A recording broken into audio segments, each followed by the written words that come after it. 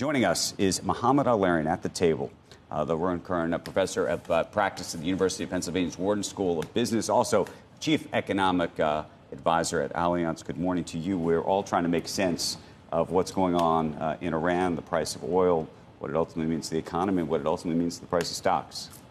What do you think? So start with what the market thinks. The market thinks that this will be a temporary and reversible shock because, after all, we threw everything at the U.S. economy last year, and the economy proved incredibly resilient. So this will be the play once again. Okay. However, this time around, this is coming on top of a few things that are adding up. An uncertain labor market, affordability concerns. You have three distinct sources of financial fragility, and you have inflation that was already heading up, which limits policy flexibility. So I see the sort of central scenario that's an 80% probability in markets, about 50%. The bigger Say that question, again, you see an 80% scenario in markets at 50%. no, what does that mean? that's the baseline right now in markets of a temporary and reversible You think it's at shock 80%? Is at 80%. But you're saying you think it's actually at 50%. Correct. Okay. And there's a bigger question that we see, which is we've got to understand that this global economy is subject to more violent and more frequent shocks. And there's a really good reason for that. We've lost the unifying themes, so we just have to be ready for a lot of volatility this year. And so when you think about this 80%, you think the market's at 80% in terms of this being resolved in 2 or 3 weeks from now in a good place. Correct. And your 50% basis is based upon what? It's based simply that while the market nets things out, the economy compounds them. So if you put one shock after another, you lose financial resilience, you lose human resilience, and your ability to bounce back is less. And we have thrown a lot at this economy in the last 12 months. And right now, between the labor market, between the inflation dynamics, and between what's happening in the financial markets, there's reasons to be less. Do you think there's any chance that things get worse, meaningfully worse in the Middle East? Meaning, China looks at this and says, oh, my goodness, we can't have this anymore. And somehow they try to intervene or get involved in some way that we haven't even thought about yet. So you had Jared on earlier today, and I was listening carefully to him because I have a lot of respect for how he thinks about these issues.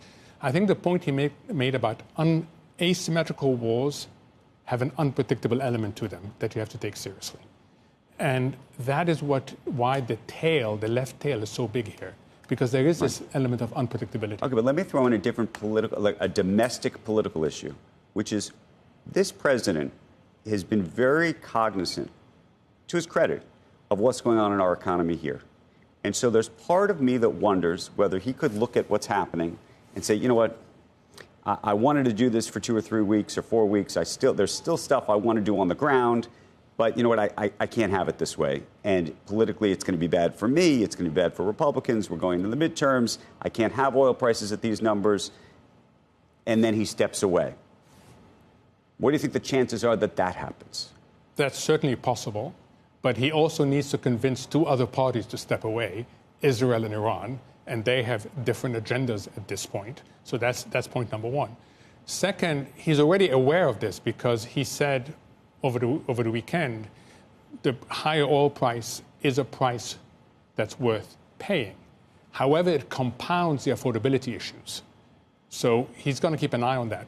The one thing I would stress is we've got to stop thinking that oil supplies and supply chains are like an on-off switch.